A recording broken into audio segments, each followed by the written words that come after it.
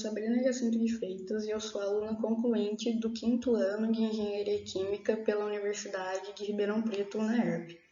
Esse trabalho, avaliação da cinética e degradação do diuron e modelagem do fotorreator, foi realizado sob supervisão da professora Malíria Vasconcelos Agnesini. E nesse trabalho a gente estuda que o setor sucroalcooleiro ele não parou durante a pandemia, ele só aumentou, só cresceu. Não foi um dos setores que foi fortemente impactado. E na região de Ribeirão Preto, nós temos muito plantio de cana-de-açúcar e um dos agroquímicos mais utilizados na preservação e aumento de produção dessa cana-de-açúcar é o diuron.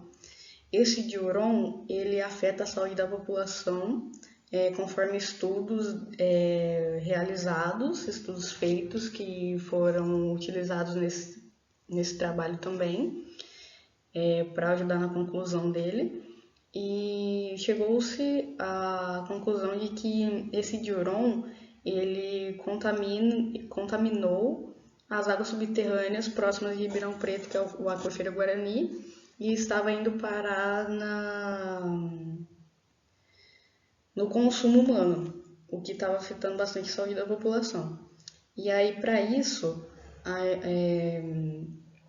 a professora Marília Agnesini, no seu trabalho, na sua tese de mestrado e doutorado, utilizou-se de um processo oxidativo avançado, com luz ultravioleta e peróxido de hidrogênio, para encontrar uma solução que retirasse o diuron da água. Chegou-se à conclusão de que tirava 99% de diuron da água, porém ainda ficava o carbono orgânico total, não era tão eficiente na parte de carbono orgânico total, que sobrava 54, 59% de carbono orgânico total nessa água ainda. Então esse trabalho ele foi realizado com o objetivo de avaliar a cinética da reação de degradação do diuron para realizar o dimensionamento do reator em escala real.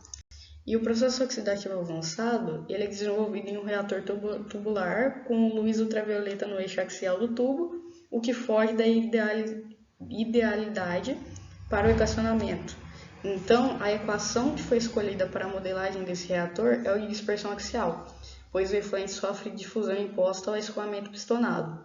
Ou seja, a gente tem um reator tubular que dentro dele, ele não é ideal por quê? Porque dentro dele fica a luz ultravioleta.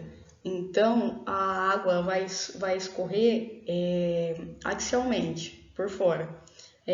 Aqui seria a luz ultravioleta, aqui seria o tubo, e a água passaria tangentemente entre esses dois espaços. E aí a metodologia que a gente utilizou para esse trabalho foi determinar o regime de escoamento através da equação de Reynolds. A gente determinou o coeficiente de dispersão de diuron no interior do reator através de uma equação de difusividade em reatores não ideais e a aplicação do modelo cinético de dispersão axial e ordem 1. Essa equação nós buscamos na literatura, encontramos ela em Levenspiel e aplicamos o modelo cinético para realizar os cálculos e chegar a um modelo que fosse mais eficiente para equilibrar a taxa de retirada do diuron da água e a taxa de carbono orgânico total que era retirado também. Porque se o diuron for 99% retirado, mas o carbono orgânico total ainda ficar muito na água, não é uma solução tão eficiente quanto poderia ser. E os resultados que a gente encontrou através da metodologia utilizada foi... a gente utilizou um reator com diâmetro interno de 0,043 metros, um diâmetro externo de 0,594 metros, um volume de reator de 0,64 litros, um diâmetro hidráulico de 0,164 metros, uma solução com uma temperatura de 25 graus, uma viscosidade de 1 pascal vezes segundo, uma densidade de 997 kg por metro cúbico e uma difusividade que a gente encontrou através da equação de difusividade, como no slide anterior, de 8 vezes 10 elevado a menos 10 metros ao quadrado por segundo.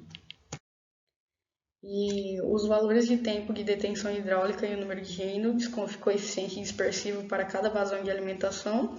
A gente montou uma tabela, fizemos em triplicata o estudo, os cálculos, para comparar os mesmos, e através dessa comparação notou-se que quanto menor a vazão, maior o tempo de detenção hidráulica e maior a degradação de diuron. O número de Reynolds, todos eles foram laminares, e o coeficiente dispersivo foi crescendo junto com a vazão. Ou seja, quanto maior a vazão, maior a dispersão que esse líquido está tendo enquanto está passando dentro do reator. E a partir desses resultados de degradação e do grau de mineração, foram obtidas umas constantes cinéticas com base nos dois parâmetros a partir do ajuste dos dados experimentais e da equação teórica de reator tubular de dispersão axial, escoamento laminar e reação de primeira ordem, pelos métodos dos mínimos quadrados e ferramenta solver do Excel.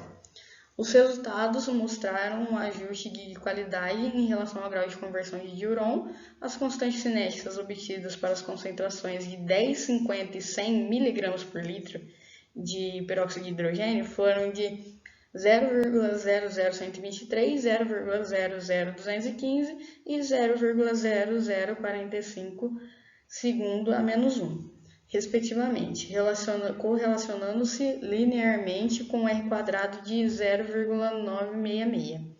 Em relação à mineração do diuron, a qualidade do ajuste foi inferior, indicando a necessidade de se avaliar outras ordens. Ou seja, com a primeira ordem, o carbono orgânico total estava sendo bem retirado e o diuron foi inferior ao estudo anterior que só estava focando na remoção do diuron. Tentando equilibrar a remoção do carbono orgânico total e a remoção do diuron, essa qualidade do ajuste do diuron foi um pouquinho menor do que visto anteriormente no estudo que focava somente na remoção do diuron da água. E as considerações finais que a gente pode fazer através desse estudo é que os resultados obtidos, o processo oxidativo avançado com peróxido de hidrogênio e uso UV apresentou uma condição satisfatória para a remoção de diuron, e a aplicação desse modelo de reator com dispersão axial e escoamento laminar é fundamental para o dimensionamento em reatores de escala real, contribuindo para soluções ambientais de efluentes e águas de abastecimento contaminadas com agroquímico, que é o que está sendo estudado aqui.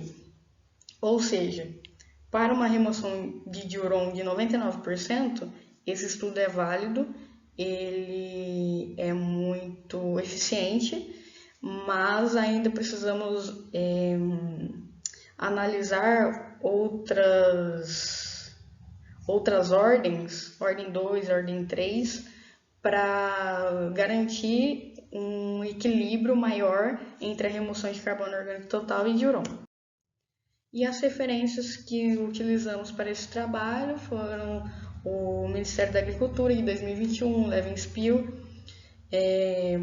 o doutorado da professora Marília, o Giacomini de 2006, uma influência de concentração de carbono orgânico total e diuron na água, trabalho da professora Cristina Pasqualato, o carbono ativado usado para remover herbicidas como diuron e hexazione da água, e o Van der Buggen e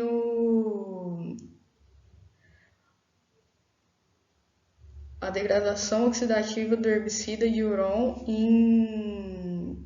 com Fenton, reação de Fenton, para processos oxidativos avançados. Muito obrigada pela atenção. e pela oportunidade de participar do congresso e ficamos à disposição para retiradas de maiores dúvidas em relação ao trabalho.